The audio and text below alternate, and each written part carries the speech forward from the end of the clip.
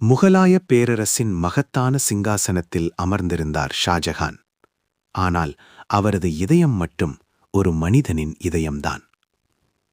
அவரின் உலகமே அவரின் அன்பு மனைவி மும்தாஜ் மஹால்.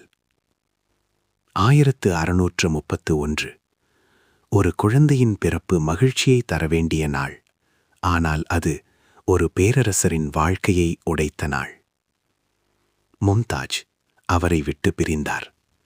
அந்த நொடியில் அரண்மனை முழுவதும் அமைதி. ஆனால் ஷாஜஹானின் உள்ளத்தில் புயல். காதல் இழந்த வேதனை, நினைவுகள் மட்டுமே மிச்சம்.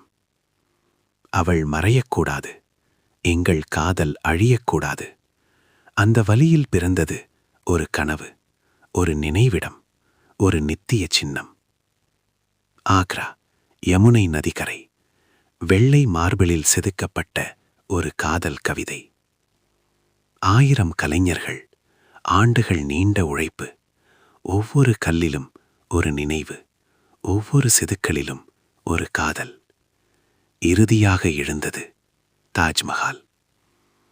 இன்று அது ஒரு கட்டிடம் அல்ல, காதல் உயிருடன் இருக்கும் இடம். வாழ்க்கையின் இறுதியில் ஷாஜஹானும் அங்கேயே உறங்குகிறார், தன் அன்பின் அருகில். காலம் மாறலாம், ஆட்சிகள் மறையலாம், ஆனால் உண்மையான காதல் நித்தியமானது.